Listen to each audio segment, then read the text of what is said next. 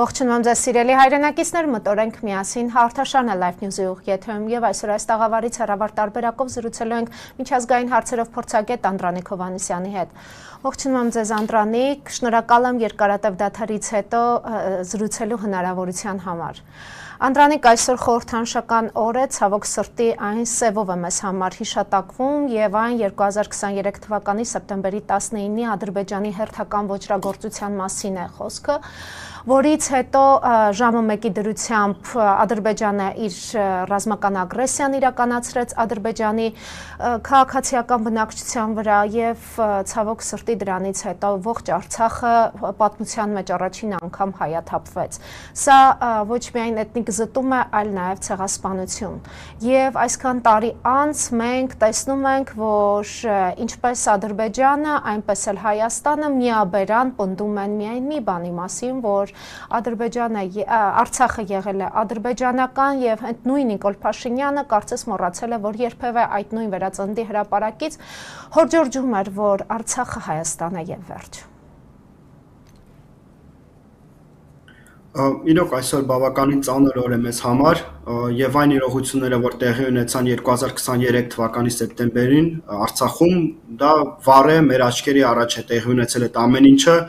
օկուպացիա է տեղի ունեցել Արցախի հանրապետության, ցավոք սրտի օկուպացիան անցկացվել է Հայաստանի հանրապետության իշխանությունները լուր ուշադրությամբ, ուղղակի լուր հետևում են այդ ամեն ինչին եւ կոչեր էին անում, որպեսզի հանրությունը, մեր հայրենակիցները ոչ մի քայլեր չիրականացնեն, իբրև թե էմոցիաներին չտրվեն եւ ուղղակի հետևեն, թե ինչպես են էթնիկ զտումներ օկուպացված Արցախում ադրբեջանցիները իրականացնում իրենց հայրենակիցների նկատմամբ, որովհետեւ Արցախում բնակվող հայերը Հայաստանի Հանրապետության այլ մարզերի հայերից ոչինչով չեն տարբերվում, կամ Սփյուռքի հայերից ոչինչով չեն տարբերվում։ Դա մեր քույրերն են, դա մեր եղբայրներն են, եւ Հայաստանի Հանրապետության իշխանությունները ուղղակի իրավունք չունեին լուր այսպես հետևել, նաեւ կոչեր անել, որ ոչ մի քայլերի չդիմել եւ ոչ մի կերպ չփորձել այդ մարդկանց պաշտպանել։ Սա ես կարծում եմ կարելի է ենթադրել, որպես դավաճանություն ներկայացնել, որովհետև այլ կերպ այս ամեն ինչի մասին խոսել դժվար է, երբ որ քո սեփական իշխանությունները ոչինչ չեն անում, հույս ունենալ, որ դրսի ուժերը պետք է գան օգնեն, դրսի ուժերը քո համար ավելի շատ բան պետք է անեն, դա ուղղակի միամտություն է, այդպես այս աշխարհում կանոններում գրված չի, այդպես չի գործում, այդպես չի լինում։ Եթե դու ինքնուրույն չես պաշտպանում այն, ինչը քեզ է պատկանում, այն ինչ քո ընտանիքի անդամներին է վերաբերվում, ոչ մեկ չի գալու եւ քո տեղը դա չի անելու։ Նույնպես անձնական, եթե բնույթից վերցնենք, երբ որ մեր ընտանիքներում ինչ որ խնդիրներ են առաջանում, ովքեր են առաջին այդ խնդիրները փորձում լուծել։ Չէ՞ որ ընտանիքի անդամները, այլ ոչ թե հարևանները, այլ ոչ թե անծանոթ մարդիկ։ Եվ հույս ունենալ, որ ընտանիքի անդամները, երբ որ լուր հետևեն, թե ինչպես են իրենց երեխաներին, կանանց, այլ մարդկանց, ընտանիքի անդամներին ծեծի ենթարկում, ինչ որ սխալ քայլեր իրancs նկատմամբ իրականացնում, եւ հույս ունենալ, որ դրսից պետք է գան օգնեն, այլ անձիկ, դա այդպես չի աշխատում, այդպես չի լինում։ Գիտեք ինչն է ցավալի նաեւ, որ մեր պատմության մեջ այսպիսի դրվագներ ախր եղել են։ Ամենացավալին այն է, որ մենք դասեր չենք քաղում սեփական պատմությունից։ Նույն Կիլիկիայի օրինակը ես կարող եմ բերել, ընդամենը 100 տարի առաջ է դա տեղի ունեցել, երբ որ Կիլիկիայում մեր հայրենակիցները եւս սխալ քաղաքականության պատճառով, այսինքն այն իշխանությունները, որ կան իրենք սխալ քաղաքականություն էին անում, սխալ էին պատկերացումները իրենց գլոբալ եւ տարածաշրջանային իրողությունների վերաբերյալ, եւ նաեւ ներսում պարակտում կար, այդ ամեն ինչը հանգեցնեց նրան, որ միակ հույսը դա դրսի ուժերի վրա էր, հատկապես ֆրանսիացիների վրա էր։ Եվ վերջում ինչ եղավ, տեղ ունեցավ այն, ինչ վերջերս եղավ Արցախում։ Էլի էթնիկ զտումներ, Կիլիկիան ամբողջությամբ հայաթափվեց, այսօր գրեթե Կիլիկիայում այլևս հայեր չեն ապրում, եթե ապրում են, ապա միայն ծպտյալ հայերը, այն էլ ոչ մեծ թվով, եւ Կիլիկիան օկուպացված է արդեն 100 տարուց ավել։ Նույնը ժամանակին տեղի ունեցավ Նախիջևանի վերաբերյալ, նույնը տեղի ունեցավ Արևմտյան Հայաստանի այլ մասերի վերաբերյալ, այսինքն մեր պատմության մեջ նման դրվագներ ցավոք սրտի եղել են։ Եվ մենք ամենամեծ խնդիրը մեզ համար այն է, որ մենք դասեր չենք քաղում սեփական պատմությունից։ Եվ շարունակում ենք նույն սխալները իրականացնել, ինչը հանգեցնում է նրան, որ մենք ցավալի տարածքային եւ ցավալի մարդկային կորուստներ ենք ունենում անդադար։ Ի վերջո, եթե մենք գանք մեր օրեր, Փաշինյանը օգոստոսի 8-ին ԱՄՆ-ում նախաստորագրեց խաղաղության պայմանագիրը, որից հետո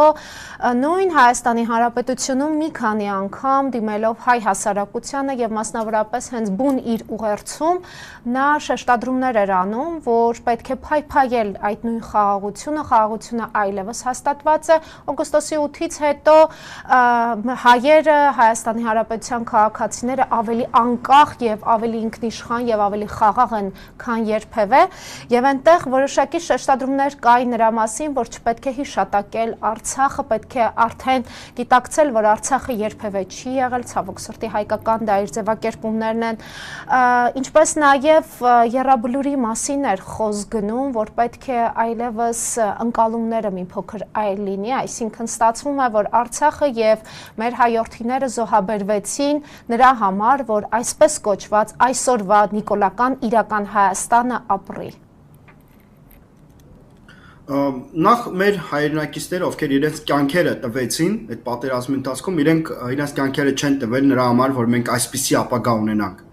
Այդ մարդիկ գնում էին, պատերազմում էին եւ իրենց կյանքերը տվեցին նրա համար, որ մեր հայրենակիցները ունենան իրավունք ապրել սեփական հայրենիքում, Արցախում։ Իրանք դրա համար են այնտեղ մարտել, իրենք դրա համար են իրենց կյանքերը տվել, այլ ոչ թե նրա համար, որ հետագայում Հայաստանի Հանրապետության իշխանությունները Նիկոլ Փաշինյանի գլխավորությամբ ասեն, թե իբրև թե այդ մարդիկ իրենց կյանքերը տվել են նրա համար, որ մենք այսպիսի ապագա ունենանք, երբ որ հրաժարվում ենք Արցախից, երբ որ աշխիներս փակում ենք, երբ որ էթնիկ զտումներ են տեղի ունենում մեր հայրենակիցների նկատմամբ, երբ որ մեր հայրենիքի տարածքները օկուպացված են, իսկ մենք ասում ենք, դե ոչինչ օկուպացված է, ոչ չենք գնալու այդ տարածքների համար պատերազմենք։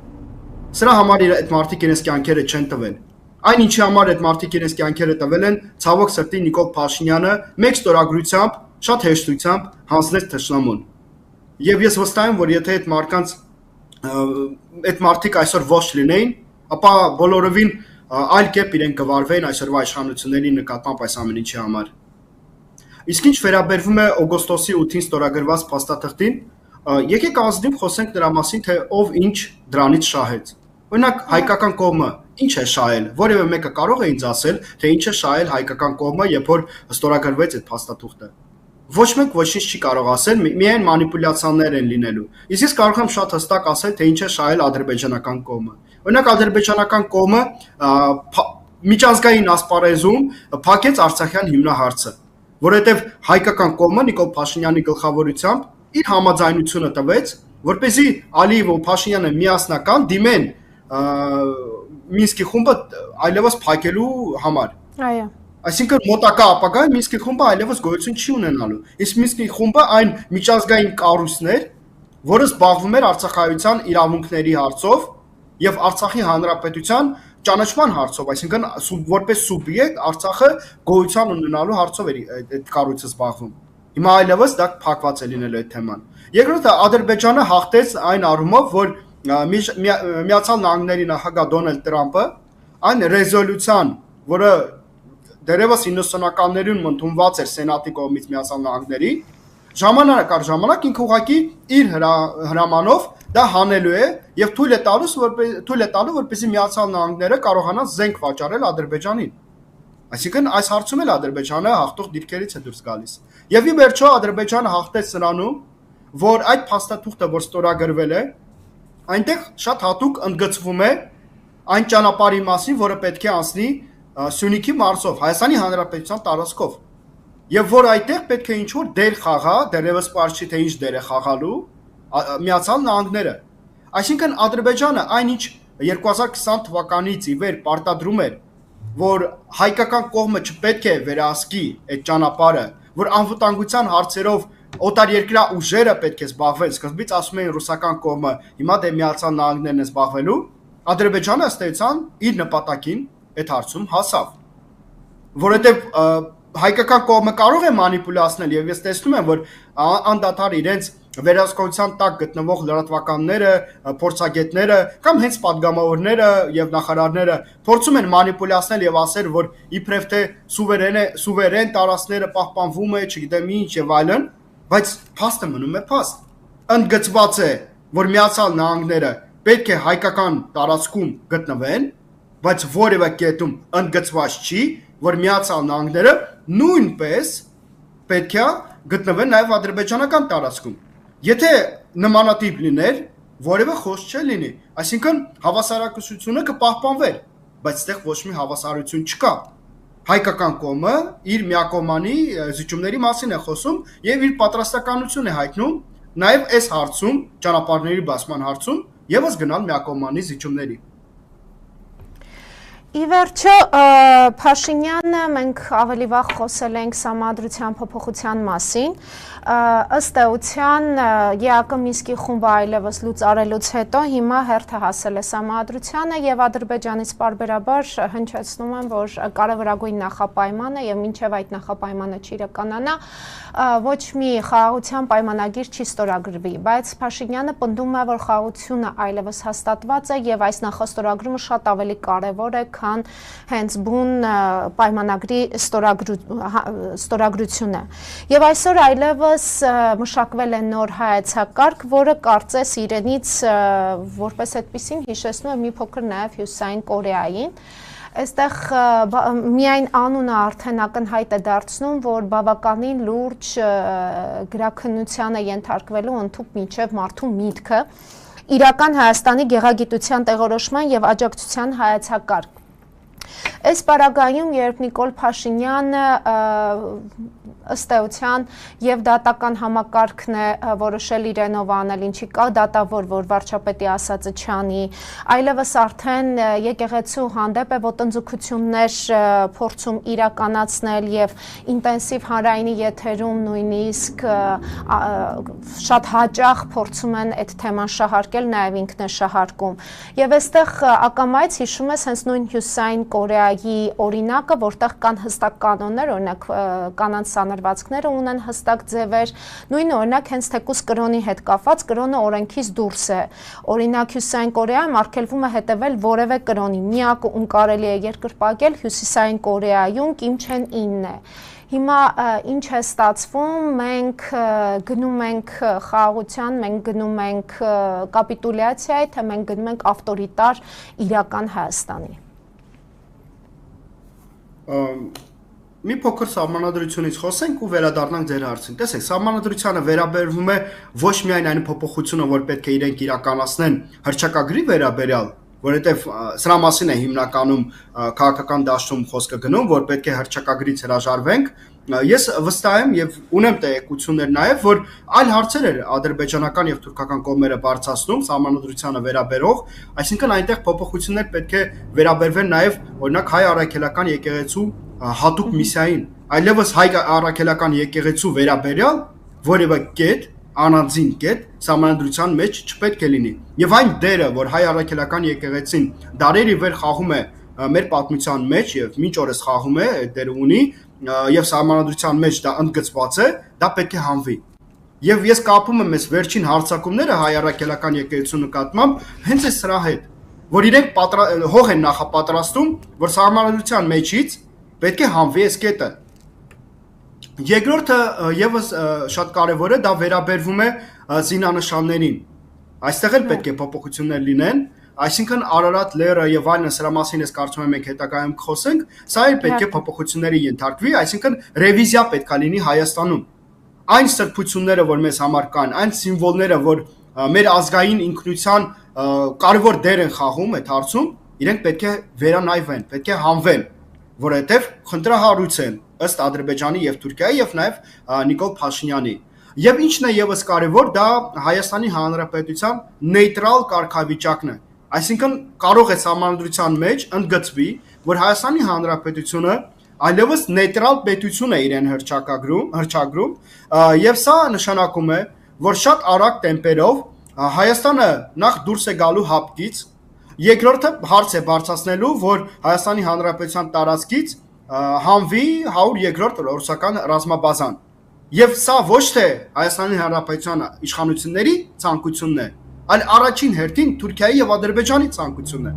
Եվ որպեսզի դա կյանքի կոչեն, իրենք պետք է դա լեգիտիմացնեն, չէ՞, ինչ որ ձև պետքա ներկայացնեն իրավական տեսանկյունից, թե ինչու է այդ հարցը բարձրացնում Հայաստանի իշխանությունը։ Բարձրացնելու է, որովհետեւ սահմանադրության մեջ ընդգծված է լինելու, որ Հայաստանի Հանրապետությունը նեյտրալ պետություն է։ Իսկ դա նշանակում է, որ քո տարածքում օտարերկրյա ռազմաբազաներ, օտարերկրյա զորքեր չպետք է գոյություն ունենան։ Այս խնդիրներն են եւ հավելյալ նաեւ հռչակագրի խնդիրը, այս ամեն ինչը պետք է հանվի սահմանադրությունից եւ այս հարցը իրենք բարձրացնելու են։ Ես վստահ չեմ, որ դա կարող է տեղի ունենալ 2026 թվականի ընտրություններին նույն այդ ժամանակ, այսինքն հանրակրվե նաև անցկացնեն, ինչը չեմ բացառում, բայց վստահ չեմ 100%-ով, բայց վստահ եմ, որ եթե իրենց հաջողվի ընտրություններում հաղթեն, ապա անմիջապես գուցե նաև աշնանը արդեն անցկացնեն հանրակրվե եւ ընդունեն նոր սահմանադրություն։ Ինչը, ինչպես ես նշեցի, բավականին վտանգավոր է ինչպես մեր ազգային ինքնության տեսանկյունից, այդպես էլ նաև պետության անվտանգության տեսանկյունից բազմաթիվ խնդիրների կարող է հանգեցնել այս ամեն ինչը։ Հիմա ինչ վերաբերվում է գաղափարախոսություններին, որոնք Նիկոլ Փաշինյանը փորձում է ներկայացնել եւ հանդես գալ որպես ինչ որ գաղափարների կրող անձ։ Նախ պետք է շատ հստակ նշեմ, որ Նիկոլ Փաշինյանը որևէ գաղափար չունի։ Այն ամեն ինչը, ինչ ինքը արտաբերում է, ինքը ուղղակի դրսից դա ստանում է։ Դա ակնհայտ է, որովհետեւ այն ամեն ինչը ինչ ինքը այսօր հնչեցնում է, դա այն թուրք-ադրբեջանական նարատիվներն են, որոնք ես որպես փորձագետ 30 տարի անդադար, օրինակ ես տարբեր մամուլում, չգիտեմ, պատմական գրքերում, հոդվածներում հանդիպել եմ, անդադար ես դա տեսնում եմ։ Այսինքն 90-ականներից ի վեր դա Ադրբեջանի եւ Թուրքիայի քաղաքականությունն է եղել, որ այս նարատիվները իրենք հնչեցրել են։ Ինչպես իրենց պետությունում, այդպես էլ արտաքին ինչ որ միջազգային ասպարեզներում։ Հիմա այս ամեն ինչը հավաքել է մի այդ իրական Հայաստանի իբրև թե գաղափարի շուրջ Նիկոլ Փաշինյանը եւ փորձում է մատուցել մեր հանրությանը, մեր քաղաքացիներին, իբրև թե դա իր գաղափարն է։ Բայց ես նորից եմ ընդգծում, որ սա Նիկոլ Փաշինյանի գաղափարը չի, սա ուղղակի թուրք-ադրբեջանական նարատիվներն են, որոնք իրենք հավաքել են մեկ ծրագրի շուրջ եւ որպես իրական իբրև թե Հայաստան ներկայացնում են մեր հանրությանը։ Սա պետք է ուշադրի դարձնել մեր քաղաքացիները։ Եվ եթե որևէ մարդու մոտ կասկածանքներ կան, իրենք ուղղակի կարող են ուսումնասիրել այս ամեն ինչը։ Օրինակ Արարատին վերաբերող այդ հարցերը։ Հիմա իրենք կարող են տեսնել, որ սրա մասին ժամանակին Թուրքիան եւ Ադրբեջանը բարձրաձայնել են։ Բազմիցս ի դեպ բարձրաձայնել են, որ իբրև թե Արարատը գտնվում է Թուրքիայի տարածքում, դրա համար Հայաստանը պետք է դրանից հրաժարվի։ Եվ մյուս հարցերը նույնպես։ Ինչ է սա նշանակում, որ Նիկոլ Փաշինյանը ժողովրդավարության հետ որևէ առնչություն չունի, Հայաստանի Հանրապետության շահերի հետ որևէ առնչություն չունի։ Ինքը կլասիկ այն, որ ինչպես սիրում են մեր պետությունում որոշ քաղաքական գործիչներ ասել, կլասիկ ավտորիտար քաղաքական գործիչ է։ Եվ Հայաստանն էլ տանում է դեպի ավտորիտարիզմ։ Ի վերջո, Անդրանիկ, տեսեք, Նիկոլ Փաշինյանը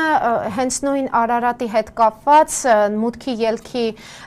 կնիքի հետ կապված, ասում է, որ դա անվտանգային նկատառումներից է ելնում,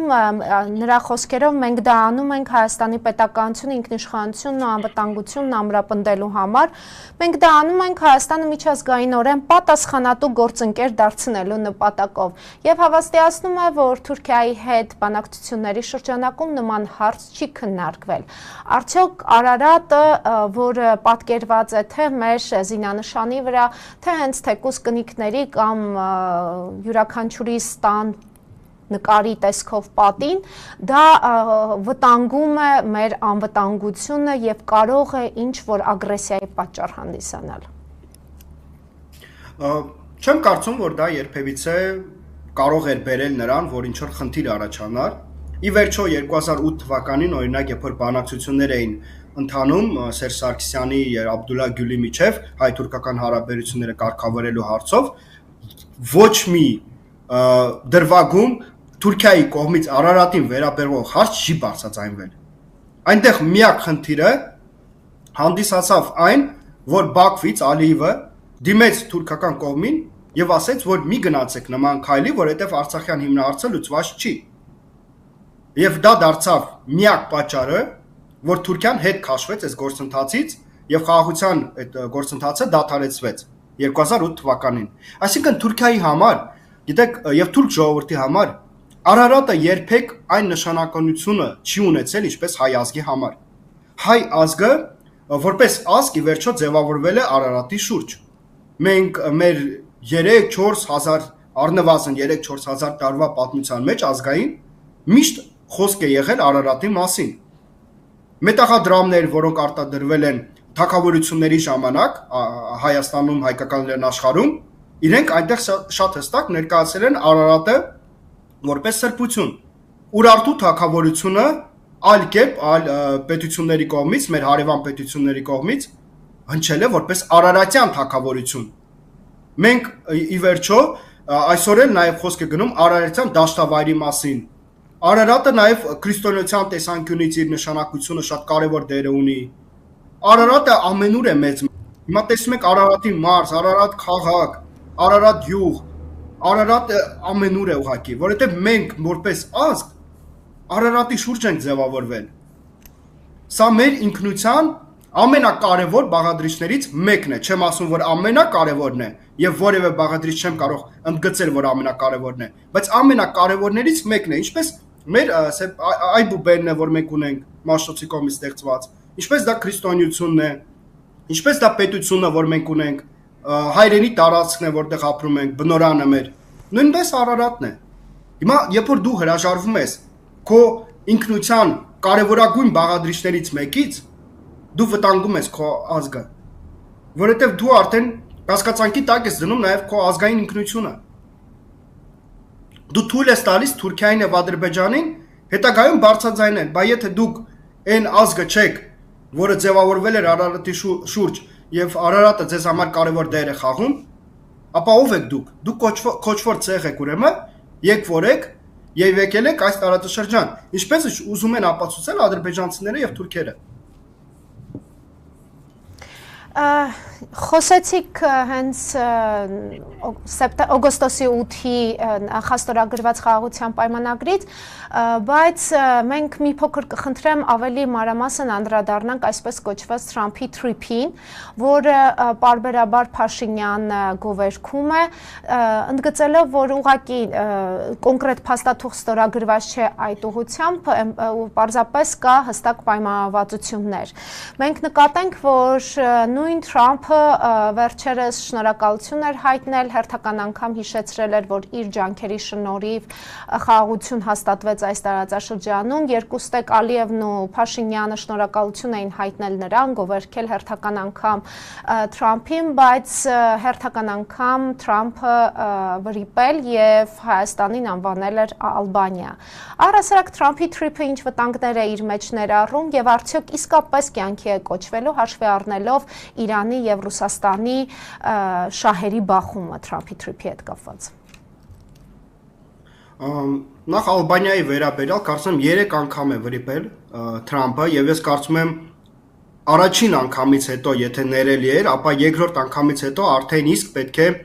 դեսպանը հրավիրվեր Միացյալ Նահանգների դեսպանը պետք է հրավիրվել Երևանում արտգործնախարարություն եւ այնտեղ իրեն շատ հստակ պետք է ներկայացվեր, որ կան խորը տարբերություններ Ալբանիայի եւ Հայաստանի միջև, որ այդ երկու պետությունները գտնվում են բավականին հեռու միմյանցից եւ երկու ազգերը գրեթե որևէ առնչություն երբևիցե միմյանց միջև չեն ունեցել եւ տարբեր ազգեր են։ Սա եթե Միացյալ Նահանգների նախագահան աշխարհագրությունից թույլ է, պատմությունից թույլ է եւ չի հասկանում եւ չգիտի, ապա իրեն պետք է դեսպանի միջոցով տեղեկացնեն, որ հետագայում նման վրիպումներ Միացյալ Նահանգների նախագահի կողմից չլինեն։ Այլապես ինչ է, վախենում են, վախն է, դե եթե վախենում են, էլ պետությունը ինչի համար է մեզ։ Ուրեմն մենք պետք է ընդհանրապես փակենք այդ բոլոր կառույցները, արտգործնախարարություն, կառավարություն, ազգային ժողով, հանենք պաշտոններից վարչապետ նախագահին եւ ասենք դե քանի որ վախենում ենք խոսել, եկեք պետություն չունենանք։ Ձուլվենք ինչ որ մի պետության մեջ, ինչ որ մի ազգի մեջ եւ այտենց առանց պետության ավելի անվտանգ է, ավելի խաղաղ է։ Երբ որ դու պետություն ես, դու պետք է քո պետության շահերը պաշտպանես, քո պետության ավտորիտետը պետք է պաշտպանես միջազգային ասպարեզում։ Երբ որ քո պետությունը անդադար 3 անգամ արդեն Ալբանիային կոչում, իսկ դու լռում ես, դա արդեն տեղիք է տալի, որ մտածել թե քո իշխանությունները այնքան վախկոտ են, որ անգամ չեն կարողանում ուղղակի ասել, որ սա այդպես չի։ Խնդրում ենք հայլևս նմանատիպ սխալ չիրականացնեք։ Բայց ես պատկերացնում եմ, եթե հանկարծակի օրինակ Ռուսաստանի Դաշնության նախագահ Վլադիմիր Պուտինը անվաներ Հայաստանը Ալբանիա, այդ ինչ մի աղմուկ կբարձրաձայնվեր, ինչպես փորձագիտական մակարդակով այն փորձագետները, որ այսօր լռում են, վախենում են ուղղակի սրա մասին բարձրաձայնել, այդ ինչպես էին իրենք անդադար խոսելու թե վիրավորեց, չգիտեմ ինչ արեց եւ այլն։ Այսօր այդ բոլորը լռում են, տեսեք, եւ խնդիրը հենց դրանում է։ Որովհետեւ այս մարդիկ կայացել են ոչ թե որպես անկախ փորձագետներ, ոչ թե որպես անկախ քաղաքական գործիչներ, իրենք կայացել են որպես անձիկ, ովքեր ծառայում են դրսի ուժերին։ Եվ այս դրանով է պայմանավորված, որ իրենք այսօր անգամ վախենում են սրա մասին խոսել։ Տեսեք, ես եւս մեկ անգամ ապացուցում եմ, որ ես որևէ մեկից հրահանգներ չեմ ստանում, ես ունեմ իմ սեփական կարծիքը եւ ես ծառայում եմ Հայաստանի Հանրապետության շահերին։ Եվ դրա համար ես ինձ կարող եմ թույլ տալ նույն Միացյալ Նահանգների մասին այսպես կարծիք արտահայտել, նույն Ռուսաստանի Դաշնության մասին եւ յուրաքանչյուր այլ քաղաքական գործչի կամ պետության մասին ես կարող եմ նման կարծիք արտահայտել։ Բայց իրենք ինչա չեն կարողանում, փորձագետները ուր են կորել, քաղաքական գործիչները ուր են կորել, падգամավորները ուր են։ Մեկը չկա, որ ասի Ալբանիա չի, Հայաստան է, եւ Հայաստանը այնքան աղրելի մեծ եւ խորը պատմություն ունի, որ Միացյալ Նահանգները կերազեն երբևիցե նման պատմություն ունենալ։ Ինչ վերաբերվում է Թրիփին, Թրամփի կողմից, որ պետք է իրականացվի, գլխավոր խնդիրը նրանում է, որ տեխնիկական հարցերը լուծված չեն։ Այսինքն մենք ունենք բազմաթիվ հարցեր։ Օրինակ, Միացյալ Նահանգների դերը որը պետքա լինի։ Անվտանգության հարցերով որ կողմը պետքա զբաղվի։ Այդ որ ասում են երրորդ կողմը նաև բերենք, երրորդ կողմը ով պետքա լինի։ Թուրքիան, Ադրբեջանը, թե այլ ինչ-որ սուբյեկտ պետքա լինի։ Մոնիտորինգ որ պետքա իրականացվի օրինակ, այդ մոնիտորինգը ինչպես է իրականացվելու։ Միացյալ Նահանգների զորքերն են գալու Սյունիքի մարզ։ Հատուկ ինչ-որ ջոկատայիններ են գալու Սյունիքի մարզ։ Հասկանում եք, այս տեխնիկական հարցերն են, որոնք կարգավորված չեն, ես վստահ եմ, որ իրենք կարգավորված չեն իրականում։ Այսինքն ստորագրվել է մի փաստաթուղթ, բայց տեխնիկական հարցերը մնացել են։ Իդեպ նույնը տեղի ունեցավ 2020 թվականի նոյեմբերի 9-ի փաստաթղթի ժամանակ, երբ որ այնտեղ 9-րդ կետում ընդգծված էր, որ ռուսական կողմը պետք է անվտանգության հարցերով զբաղվեր,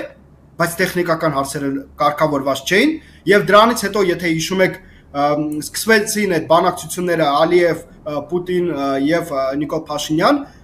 անդադար այդ բանակցությունները գրեթե 2 տարի շարունակ գնում էին, թե տեխնիկական հարցերն էին փորձում կարգավորել եւ բոլոր տեղերում ադրբեջանական կողմը շատ հստակ նշում էր, որ սա պետք է լինի միջանցք։ Հիմա ես ինչով մենք կարող ենք վստահ լինել, որ նույնը չի տեղի ունենա այս Թրիփի վերաբերյալ։ Այսինքն տեխնիկական հարցերին երբ որ հասնի բանակցությունները, ադրբեջանական կողմը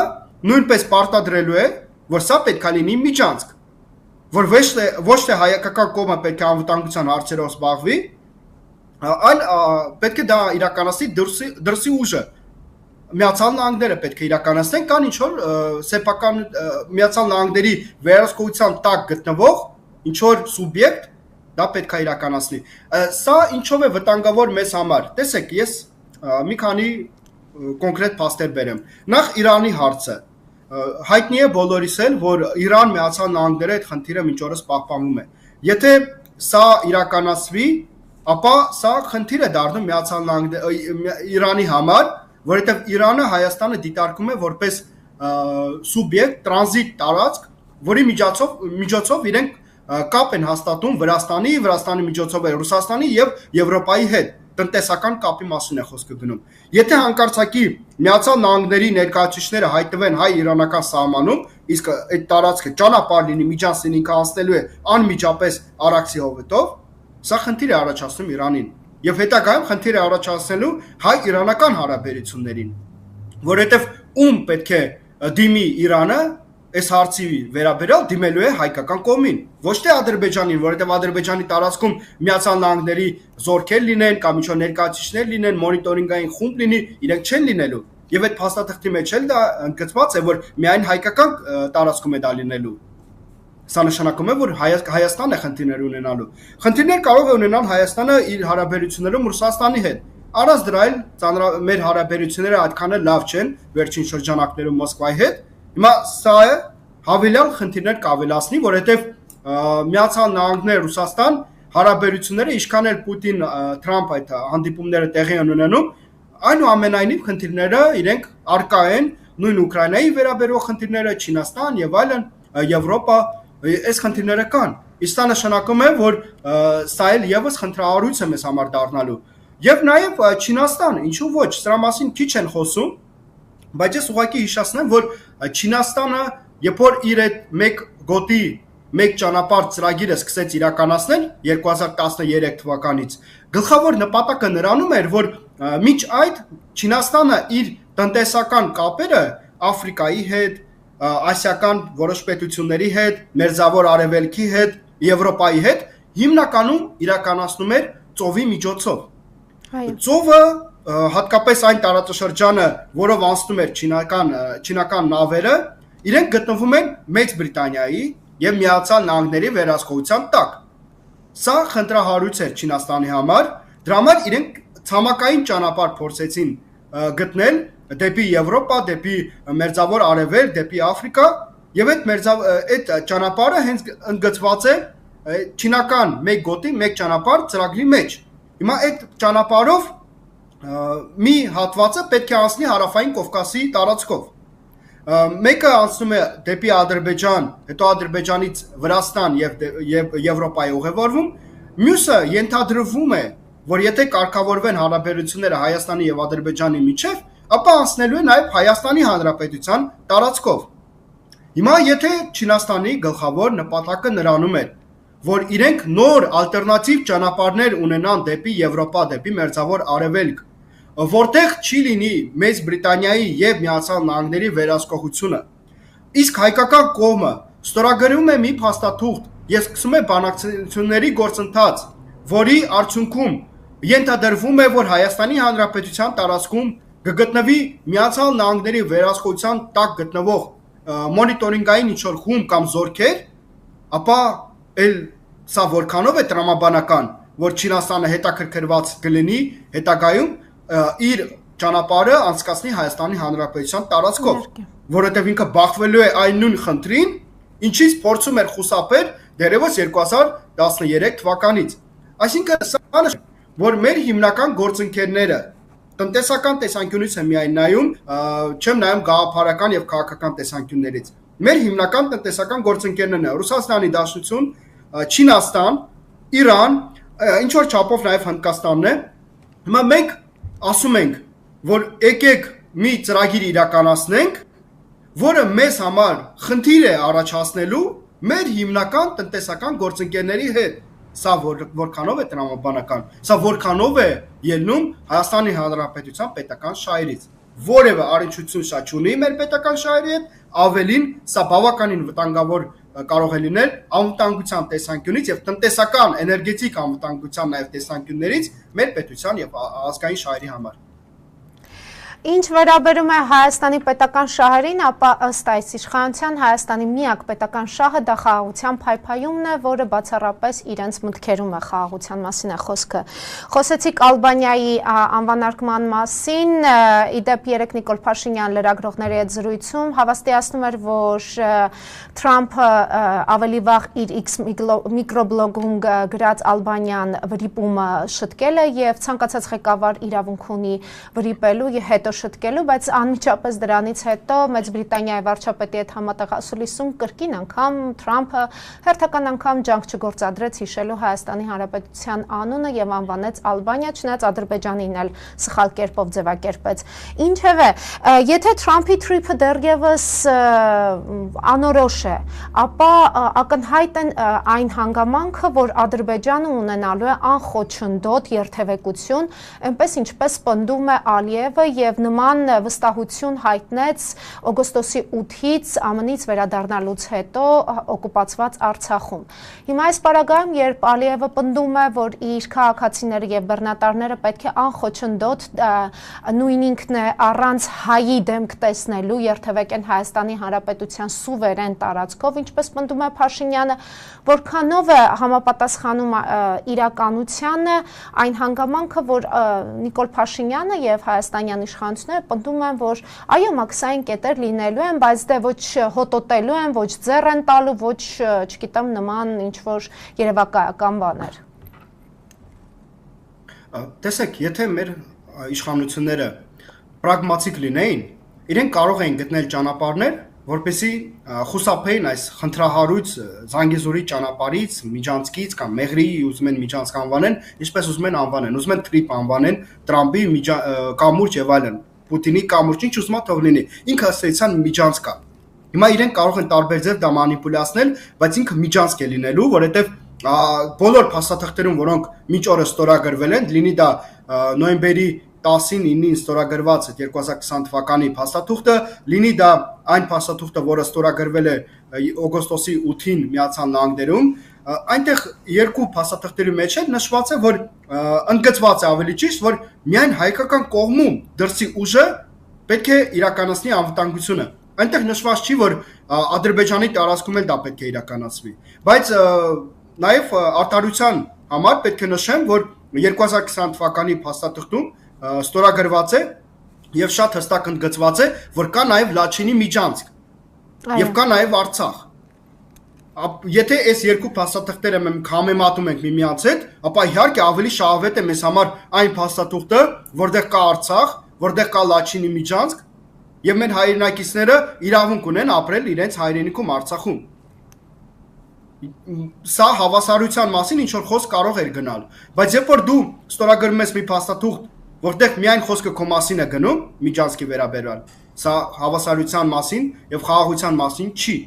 Սա նրա մասին է, որ քեզ դրթում են, քեզ ստիպում են, քեզ կոչ են անում, որ դու գնաս միակողմանի զիջումների, իսկ դու անդադար գնում ես այդ միակողմանի զիջումների։ Սրանով է այդ խնդրահարույցը։ Թե ինչպիսի վտանգների կարող է բերել այս ամեն ինչը, քիչ առաջ հենց դրա մասին ենք խոսում, բազմաթիվ վտանգներ կարող են լինել տնտեսական տեսանկյունից, էներգետիկ տեսանկյունից, լոգիստիկայի տեսանկյունից, ի վերջո քաղաքականության տեսանկյունից, այս ամեն ինչը բավականին վտանգավոր է, անվտանգության, հենց ինքնին անվտանգության տեսանկյունից է բավականին ռիսկային մեզ համար։ Հիմա այս պարագայում ամփոփելով Անդրանիկ վերադառնալով օրվա խորհրդին նկատենք, որ Փաշինյանը ոչ միայն չի հիշել այսօր թե ինչ օր է, այլ նաև վաղ առավոտյան փոքրիկ տեսանյութ է հրապարակել շարքային տիկտոկերի հոգեբանությամբ Էվելինա Մակարյանի երգը աշխատանքային օրվա գեղեցիկ մեկնարկ։ Նա ոչ միայն չի ուզում ճանաչի Արցախը հայկական եւ Արցախահայությանը իրենց հայրենիք վերադառնալու իրավունքի իրացման, նաև չի ուզում որևէ քայլ ձեռնարկի հենց Ադրբեջանում Բաքվում ապօրինաբար պահվող ռազմաքաղաքական ղեկավարության եւ մեր հայրենակիցների ապօրինի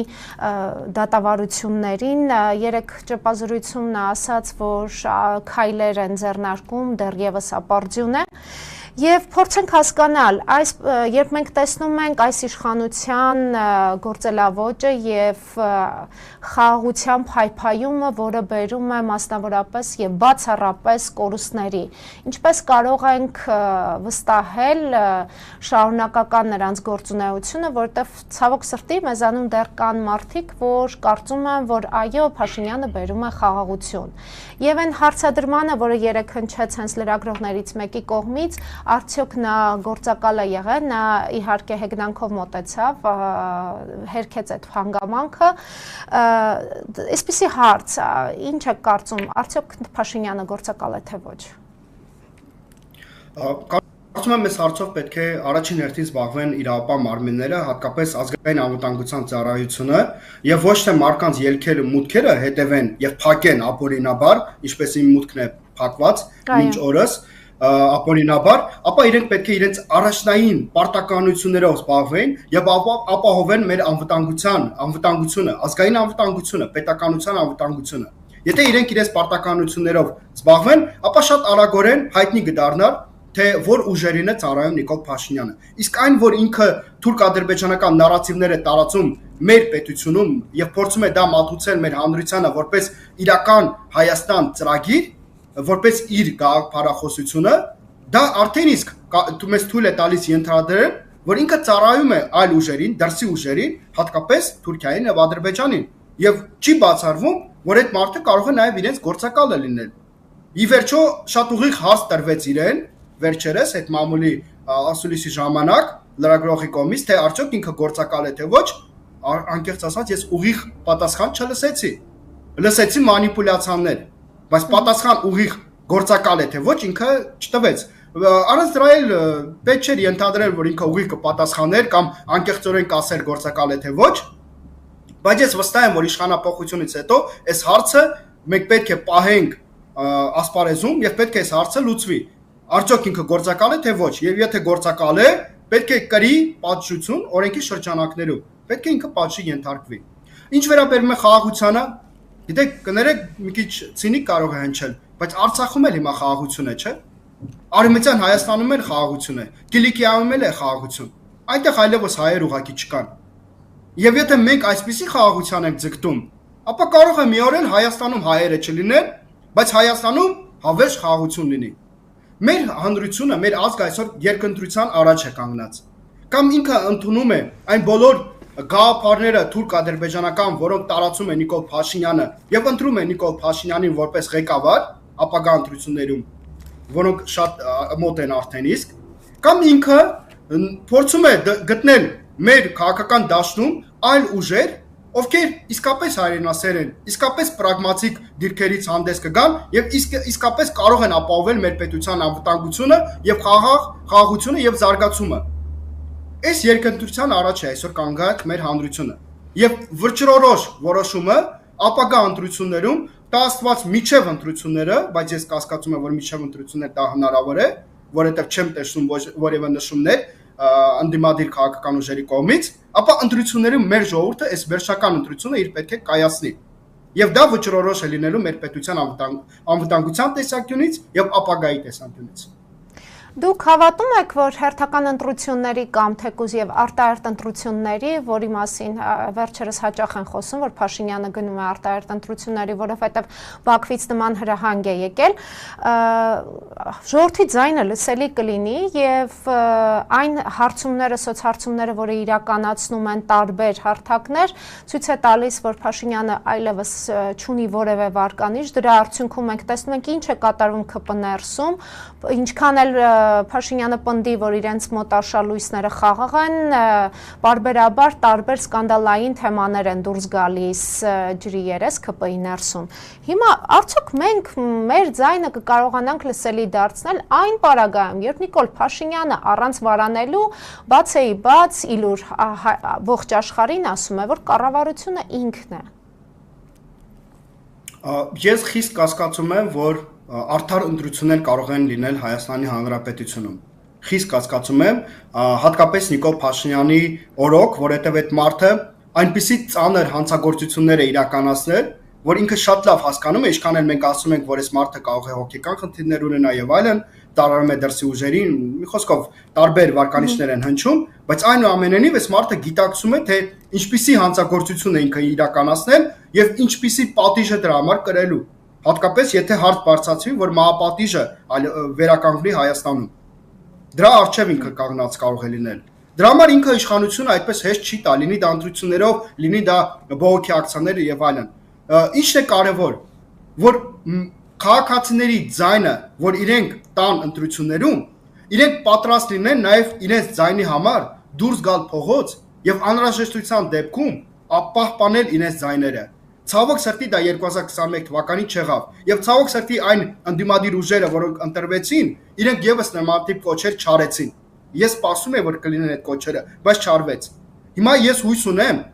որ 2026 թվականին ոչ միայն ընտրություններով ժողովուրդը ցույց կտա, որ մերժում է այսօրվա իշխանություններին, այլ նաև անհրաժեշտության դեպքում դուրս կգա փողոց եւ փողոցում նաև տեր կկանգնի իր ձայներին։ Միայն այդ դեպքում հնարավոր է իշխանապողություն իրականացնել Հայաստանի Հանրապետությունում։ Շնորհակալ եմ Անդրանիկ, վերջում ուղղակի ուզում եմ խոնարհումս հայտնեմ մեր նահատակված հայրենիներին, մեր զոհված փոքրիկներին, ում համար օրը բացվեց, բայց ավարտ չունեցավ։ Ցավոք սրտի, այո, Արցախում մենք կորցրեցինք ոչ միայն մեր հայրենիներին, այլ նաև մեր ինքնությունը, կորցրեցինք մեր արժանապատվությունը եւ լիահույս եմ, որ իսկապես մենք կկարողանանք տեր կանգնենք մեր հայ լինելուն եւ լավ է լինելու։ Շնորհակալ եմ նաև ձեզ սիրելի հայրենակիցներ, հիշեցնեմ իմ հյուրներ միջազգային հարցերով փորձագետ Անդրանիկ Հովհաննիսյանը։ Գեղեցիկ եւ խաղաղություն մեր հայրենիքին եւ Աստված օգնական մեզ բոլորիս։